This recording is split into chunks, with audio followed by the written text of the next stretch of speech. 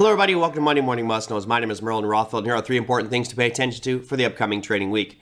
Now, before we dive into that, last week was pretty monumental. There are speeches over the course of history that make markets or just society go, wow, that was an incredible speech. And on Wednesday, we had one of those from Jerome Powell. He said something that was very different than his normal talk track, and it was critical for the markets and the market movement. He said, "We no longer state that ongoing increases will be appropriate to quell inflation." And he proceeded to say some additional policy firming may be appropriate.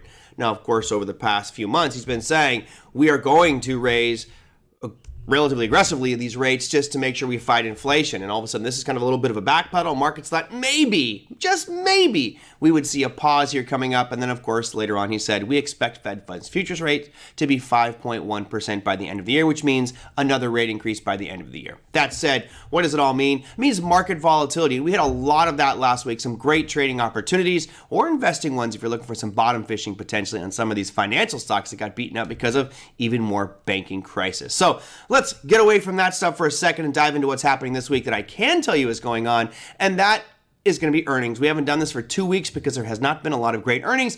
Let's start things off on Monday. Now, there's 1,023 companies reporting, so a lot of companies. However, most are international. We start things off on Monday with Carnival Cruise Line. Tuesday brings you Micron Technologies, Lululemon, Walgreens Boots Alliance, McCormick & Company, and Dave & Buster's. Wednesday, you've got Paychex and Cintas. Thursday, you've got BlackBerry, and that's pretty much it. You don't have much going on. Friday is pretty much a dead zone day, so we'll just leave that one quiet. Maybe a nice peaceful Friday for a change.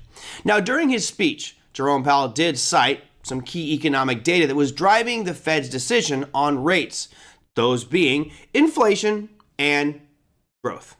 Talking about GDP. So let's go look at some economic data here to kind of set the tone for where we're at and what's coming out this week.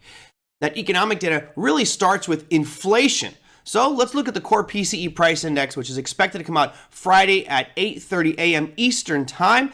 And as you can see on this chart, the previous reading was 0.6%, slightly higher than what they expected. And of course, Jerome Powell citing that in his speech and press conference last Wednesday, really saying that this is the important metric they're looking for. Now, the number is expected to come out at, drum roll please, and bring me a red arrow if you would. There comes my red arrow. 0.4% is where they're expected it to come in at. And that is, of course, the expectation that is set. Anything above or below that could create a lot of volatility. And I'll be honest, just be careful trading at 8:30 a.m. Eastern time on Friday, period, regardless of what this number is, because there could be a lot of market volatility. Now, the good news is that comes out 1 hour before the market opens, so you shouldn't have too much to worry about if you're one of those normal equity market traders. That will already be priced into what's going on with our markets. Now, that's the inflation side of things. Of course, one of the other factors that's critical to our economy is GDP, gross domestic product. How are we growing as a country? What are we producing? Gotta be proud, America. Well, the GDP numbers have not been looking so good. So we'll move on to that part of our discussion right now. And here is your final GDP numbers. Now, remember, we've had the advanced, we've had the preliminary, and all of those have come out actually fairly decent. Thursday at 8:30 a.m. Eastern time, you also have an announcement coming out for that GDP, and this is going to be the final, basically the final revision of it. Now, when you look at this number, the previous one you can see there was 3.2%. That's quarter over quarter. Now, the expectations right now, another red arrow if you would, are going to be 2.7% is what they're expecting. So a slight decrease in the GDP number, which of course is not good. We would like to see that number continue to increase to the upside. But hey, we'll take a positive number of 2.7 versus the negative numbers that we saw a couple of quarters ago. Now, this is the major stuff that's happening for this week, but I'm sure you guys all know there's going to be a lot more happening in our financial markets. There is always something that pops up. Some of those companies reporting earnings might impact the markets, but I think this week is really going to be driven by economic data. And keep your eye on any time Jerome Powell, Janet Yellen, or any really high up official starts talking about the financial markets. Could have tremendous waves. That, my friends, is your Monday Morning Must Knows. We'll see you next week.